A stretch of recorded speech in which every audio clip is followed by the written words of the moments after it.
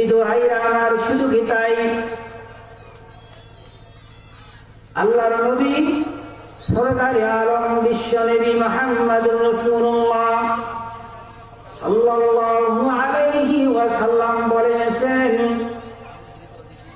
যে ব্যক্তি একবার সুবহানাল্লাহ বলবে, আল্লাহ রাব্বুল আলামিন তাদের জন্য জান্নাতের মধ্যে এমন একটা গাছ নির্মাণ করেন, এমন একটা গাছ লাগাইয়া দেন, যে গাছের মক্কার যদি একটা ভালো ঘোড়ার তেজি ঘোড়া 500 বছর পর্যন্ত দৌড়ায়, তবু ওই গাছটার এরিয়া শেষ করতে পারবেন না। মুসলমান ভাই,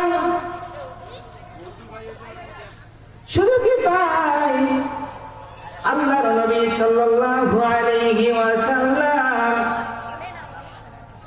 উম্মতের জন্য দোয়া করলেন, আল্লাহ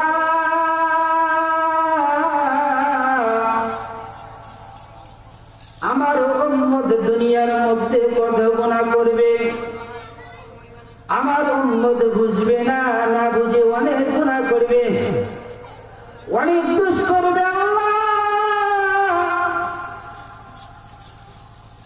অন্য অন্য নবীদের উম্মতদের চেহারাকে যেভাবে চেহারাকে বিকৃত করে দিয়ে অপমানিত লাঞ্ছিত করিয়েছিলেন, রব্বুল আলামিন আমি আমার উম্মতের জন্য দোয়া করতেছি, আপনি আমার উম্মতকে গুনাহের কারণে দুনিয়াতে লজ্জিত করবেন না।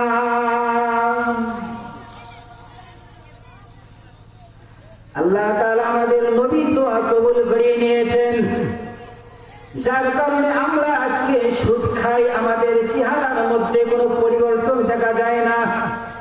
আমরা জুয়া খেলি, আমাদের চেহারার মধ্যে কোনো পরিবর্তন দেখা যায় না। ঘুষ খাই, আমাদের চেহারার মধ্যে কোনো পরিবর্তন দেখা যায় না। অনেক জিনা করে, জিনা করার পরেও তাদের চেহারার মধ্যে কোনো পরিবর্তন দেখা যায় না। কারণ হলো আল্লাহর হাবিবের দোয়া কবুল হয়েছে। এই কবুল হওয়ার কারণে আল্লাহ তাআলা এই দুনিয়াতে মানুষের চেহারাকে পরিবর্তন করে দেবেন না। প্রিয় হাজিরিন, এই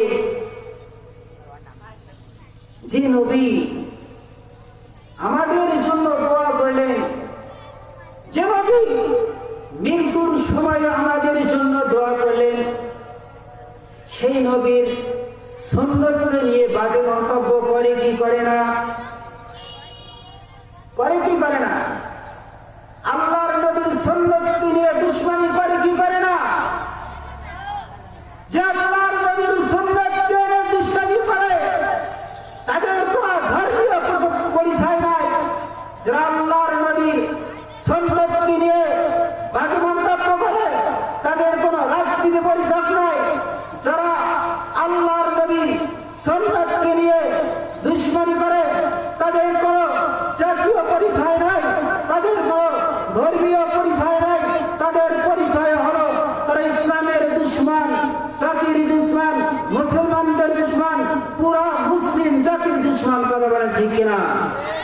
মুসলিম ভাইরা আমার, আমরা আজকে সত্য কথা বলতে ভয় পাই, আমরা আজকে কোরআনের কথা বলতে ভয় পাই, হাদিসের কথা বলতে ভয় পাই, যার কারণে বাংলাদেশের মুসলিমদের মাথায় লম্পট, লুচ্চা, বেয়াদব, জিনাখোর, ঘুষখোর মুসলমানদের মাথায় কাঁঠাল ভেঙে খাচ্ছে। কথা বলে ঠিক না? মুসলমান ভাইরা আমার, আমাদের বাংলাদেশ কোন দিকে যাচ্ছে? আমাদের দেশকে কে পরিচালনা করতেছে?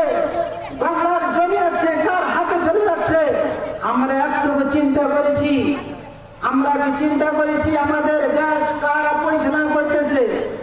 আমাদের দেশটাকে কে পরিচালনা করতেছি? আমরা অবশ্যই জানতেছি, কিন্তু আমরা বুঝি না, আমরা বুঝতেছি না। আমাদের মাথায় কাঁঠাল ভেঙে খাচ্ছে, কিন্তু আমরা বুঝতেছি না। আমি বলতে চাই যে এখনো যদি বাংলাদেশে কিসের আহলে হাদিস, কিসের জামাতি, কিসের চরমনাই, কিসের খেলাফত, কিসের জমিয়ত, কিসের জামাত ইসলাম, সমস্ত দলকে ত্যাগ করে সমস্ত দল মত নির্বিশেষে সমস্ত আমরা যদি এখনো এক প্ল্যাটফর্মে দাঁড়াইতে পারি, এখনো আল্লাহর জমিনে এখনো আল্লাহর রাজত্ব কায়েম হবে ইনশাআল্লাহ। আমরা যদি এখনো সমস্ত দল মত নির্বিশেষে প্ল্যাটফর্মে দাঁড়াইতে পারি, এখনো বাংলার জমিনে আল্লাহর রাজত্ব কায়েম হবে ইনশাআল্লাহ। মুহতারাম হাজিরিন, এজন্য আমরা যারা ইসলামিক রাষ্ট্র পরিচালনা করার যোগ্যতা রাখে, যারা আল্লাহর জমিনে আল্লাহর রাজত্ব কায়েম করতে পারবে, আমরা তাদেরকে গ্রহণযোগ্য দেব। কথা বলেন ঠিক না? মুহতারাম হাজিরিন, আল্লাহ সুবহানাহু ওয়া তাআলা কুরআনুল কারীমের মধ্যে বলেন, ওয়া মা খালাকুতুল জিন্না ওয়াল ইনসা ইল্লা লিয়াবুদুন। আল্লাহ তাআলা এই পৃথিবীর বুকে সর্বপ্রথম আল্লাহ রাব্বুল আলামিন মানুষকে সৃষ্টি করলেন একমাত্র শুধুমাত্র আল্লাহ তাআলার ইবাদত করার জন্য। মানুষকে কিসের জন্য সৃষ্টি করে?